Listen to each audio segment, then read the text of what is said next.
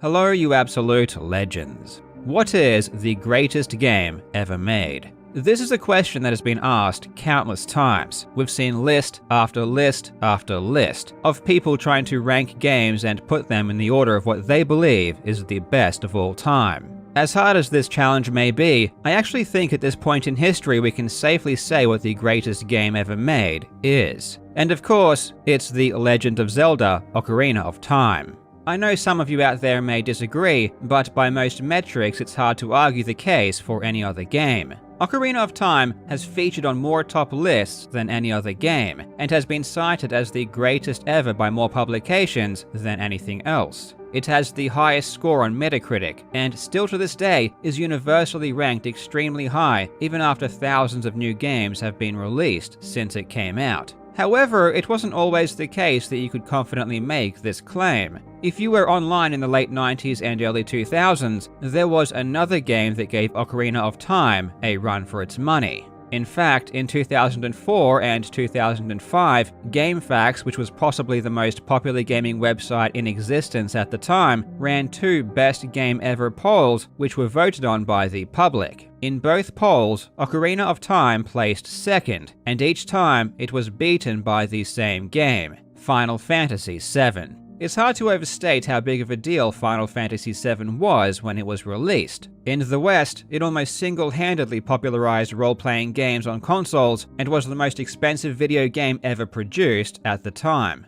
Final Fantasy VII showed the true power of CD-based console gaming and left Nintendo owners craving the kind of depth and sheer volume of content that could never be provided on cartridges. I personally grew up playing CRPGs from the late 80s like Ultima and Wizardry, and essentially stuck to RPGs on the computer until I received a Nintendo 64 for Christmas. This basically ended my life as an RPG gamer, until I purchased a PlayStation 2 with Final Fantasy X many years later. You might point out that RPGs like Final Fantasy and Chrono Trigger were around on earlier consoles, but what you have to realize is that at the time, these were still relatively niche. As a kid, I didn't even know they existed. Final Fantasy VII was what put Final Fantasy and console RPGs into the minds of gamers outside of Japan. Final Fantasy VII is undoubtedly one of the most influential and important games ever created, but what's interesting is that time hasn't been as favorable to it as it has to a game like Ocarina of Time. Nowadays, when it comes to discussions of the greatest games ever, Final Fantasy VII falls lower and lower down the list as years progress. I think Final Fantasy VII had the impact it did because it was a lot of people's first experience of that kind of game, but it had been done before, and since it's been done even better. The undercurrent of appreciation for the game is still blatantly apparent though, when its remake, which only so far is focused on a portion of the original game, became one of the best-selling games on the PS4. The love is obviously still there, but outside of the remake, you don't hear about it as much these days. In speedrunning, this is especially true. Games of the same era, like Ocarina and Mario 64, are still some of the most popular games to speedrun and are still at the forefront of the community. And yes, it's true that you can't compare platformers with RPGs directly, but Final Fantasy VII was such a cherished game, there's a good argument to be made that it's undervalued in the hobby. Just like most other popular games, however, groups of dedicated runners do sink countless hours into cracking the code of Final Fantasy VII, learning every possible mechanic, exploit, and glitch in order to reach the end as quickly as possible. And even to this day, almost 25 years after release, new discoveries and strategies are still being found. Which leads me to the reason I wanted to make this video. In October of 2021, a massive new glitch was discovered that allowed speedrunners to skip a major section of the game. The new strategy, now known as Calm Skip, is absolutely genius. And seeing as I've never covered an original PlayStation game on this channel, there is no better way to start than by covering one of its most classic games. In this video, we will take a look at how this new skip was found and how it works. I really hope you enjoy. Speedrunning an RPG like Final Fantasy VII is the antithesis of how I would normally play the game. I love to spend countless hours grinding random encounters, building up the strength of my characters. I do everything I can to avoid the main storyline, making my team as powerful as possible until I'm forced to progress out of necessity. Speedrunners do the opposite, keeping encounters to an absolute minimum and making a beeline directly through the story in order to reach the end in the shortest amount of time. Still, despite keeping encounters to a minimum, the speedrun for the original PlayStation version is almost 7 hours long. This is due to the immense amount of cutscenes and dialogue dispersed throughout the story. And while the game seems to present itself as an open-world adventure, until the later portions of your journey, it plays very linearly. The world map, which at first glance appears to be a vast expanse of possibilities, imposes restrictions on the player in the form of impassable terrain. A swamp, mountains, rivers, and oceans all prevent travel without the requisite mode of transportation. This forces the player to move through the game in a particular sequence in order to progress. Sometimes the restrictions are admittedly extremely arbitrary. Your buggy will randomly break down, forcing you to seek help at the nearby town of Cosmo Canyon. Or even worse, a dialogue box will simply tell you to turn back.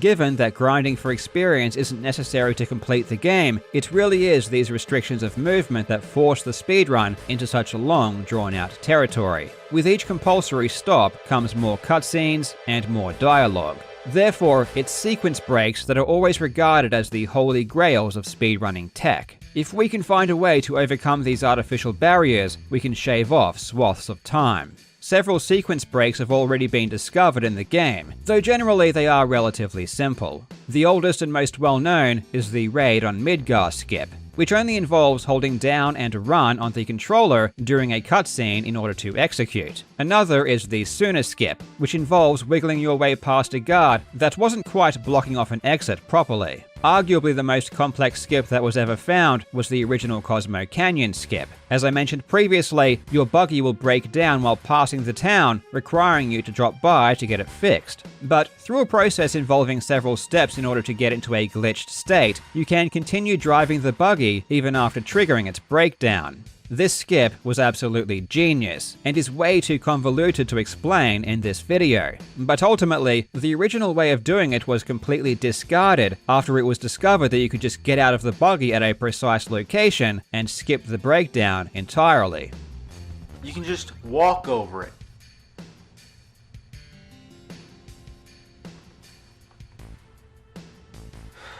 You are scum.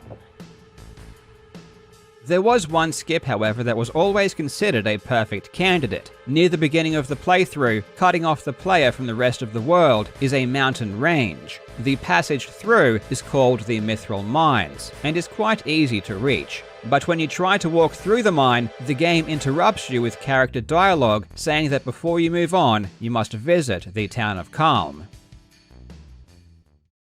After leaving the starting city of Midgar, the player is required to visit the town of Calm as the next stop on their journey. As far as progressing the story goes, this visit is essential as the game will not allow you to continue until you do. As previously mentioned, if you try to get through the Mithril Mines, which is the only way to the other side of the mountain range, the game will just tell you to go back. This restriction is completely arbitrary, however. It's simply a long and drawn-out flashback sequence that may provide you with some backstory, but otherwise doesn't do anything of consequence. The flashback takes almost 20 minutes and is incredibly boring. Before leaving Calm, you do get the personal handy phone system, but this gets immediately removed anyway when you reach the next required stop, the town of Junon. So in effect, there really is absolutely no point to Calm at all when it comes to progressing the game. As it stood, the only reason speedrunners visited the town at all was so that the dialogue would not be triggered when they entered the Mithril Mines. Final Fantasy VII has been played by millions of people, and at no point were there any documented cases of someone walking over or around the mountain range.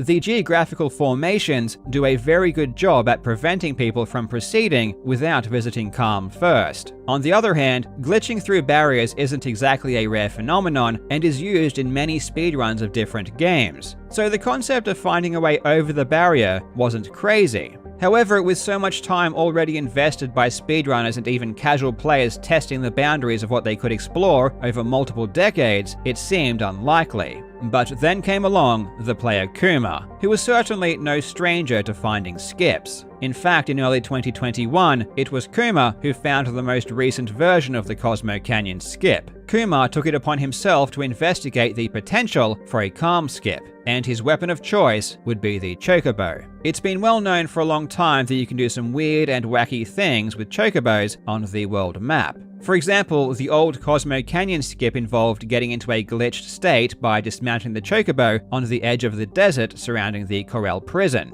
Kuma's first idea was to test different areas along the mountain to see if he could glitch into it by dismounting the chocobo. He actually managed to clip on top of it, which was extremely promising, though he was never able to run all the way across. Kuma then turned his attention elsewhere, as the mountain wasn't the only barrier preventing progression. To the northwest, a river achieved the same result. There was just one problem. When you get off a chocobo, at least at this stage in the game, it will always run away. The only reason the chocobo wasn't running away outside of the Mithril Mines is because this is an intended mechanic of the game in this specific area. In order to reach the Mithril Mines, you need to get across some marshes. These marshes are inhabited by a creature known as the Midgar Zolom. The Zolom moves very quickly and cannot be outrun. Therefore, trying to run across will simply lead to an encounter. This creature is supposed to be too strong for the player to kill at this point in the game, and it essentially acts as a gatekeeper that forces the player into learning how to capture a chocobo.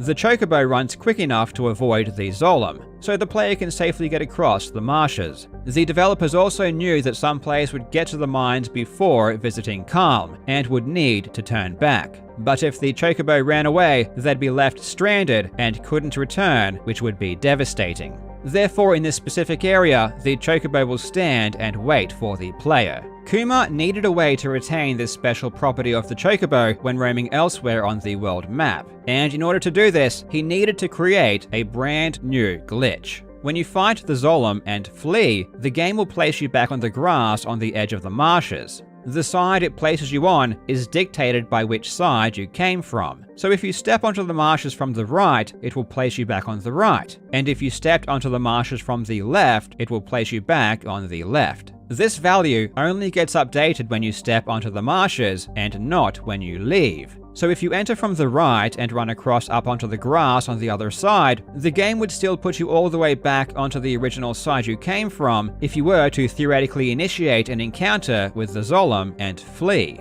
The value telling the chocobo to stay in place works differently. It gets activated when you move onto the grass and deactivated when you leave the grass. Thus, if we were to theoretically initiate an encounter with the Zolom while on the grass outside of the Mithril Mine, not only would we be placed back on the other side of the marshes, but the value telling the chocobo to stay in place would also remain active. And that's exactly what Kuma was able to figure out how to do. Initially, he achieved this by placing the chocobo on the edge of the grass while standing in the marshes. In the moment before the Zolom reached Cloud, he would mount the chocobo, activating the trigger as the encounter began. Though it was very quickly realized that this step of mounting the chocobo wasn't even necessary, as the Zolom's hitbox extended out far enough to hit you if you were just standing on the edge of the grass. After fleeing this encounter, the player is now back on the other side with the required trigger active to get on and off the chocobo at will. With this first hurdle out of the way, Kuma did some preliminary testing in the area around Calm, and was able to pull off some really interesting things, including running over the top of water. This seemed to indicate that it might be possible to get over the river near the town of Junon, which is where he would turn his attention to next. And on the 8th of October 2021, after almost a week of trial and error, and hours of randomly getting on and off the chocobo, Kuma made history by clipping into the ground and walking across the river to the other side, completely bypassing the Mithril Mines and the town of Calm.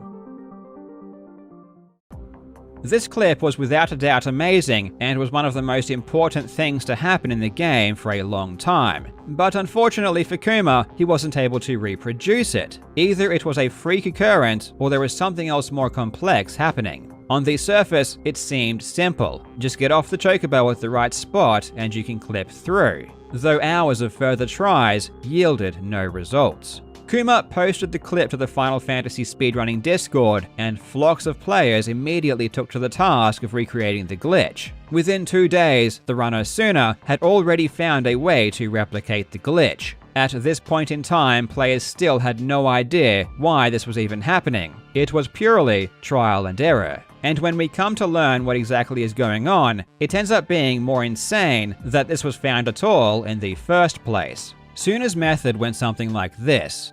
Dismount the chocobo at a very specific corner between the river and the mountain.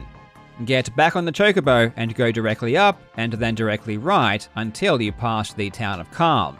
Then turn around and go back to the left and then down all the way to the original corner. Now when you dismount the chocobo, you will glitch underneath the ground and you'll be able to walk across the river. So why does this happen? It's due to a glitch called stale triangle reference. I'm going to give you a very dumbed down explanation, but if you want the extremely technical breakdown, I suggest you watch the video by Ace Zephyr, which I will link in the description.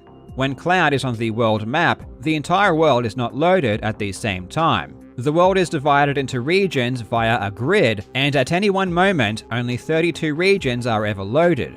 Each region is divided into triangles, which among other things, help tell the game where Cloud can and can't move, and also can and can't stand. When Cloud is standing on a triangle, the game stores the data for that triangle, as well as the region that the triangle is in. It also stores the data for up to 6 total triangles at any one given time. What's interesting is that when Cloud mounts a chocobo, the game does not update the data for the stored triangles. So in the instance of this new skip, the players stand on a particular triangle in order to store that triangle into the game's memory. Then they get on the chocobo and run north and then east until the region that triangle is in is unloaded. Then they return to that same triangle and dismount the chocobo. But this time they glitch through it. So why does this happen? Well, as I mentioned, the game can only load 32 regions at any given time, and when they are loaded, they can be loaded into any of 32 designated slots. For simplicity, we can number them 1 to 32. So in this instance, the region is loaded into slot 30.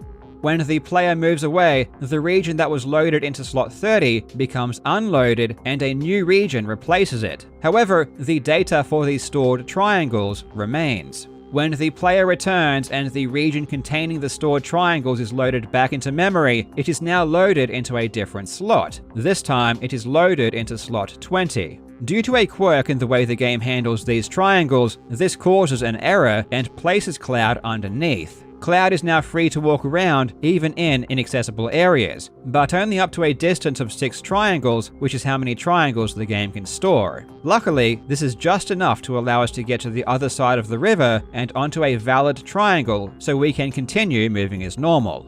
What makes this discovery so unlikely is that you can not just merely unload and reload the region and expect this trick to work. It has to be reloaded into a specific slot, which requires very specific movement. So not only did Kuma have to mount and dismount the chocobo at a precise location, but his movement had to be very precise as well. And remember, this was a brand new glitch that had never been done before, so it definitely wasn't the result of prior knowledge, it was pure trial and error and power of will. Within a week, records began to fall, with the runner Zeal becoming the first person to set a new world record with the skip.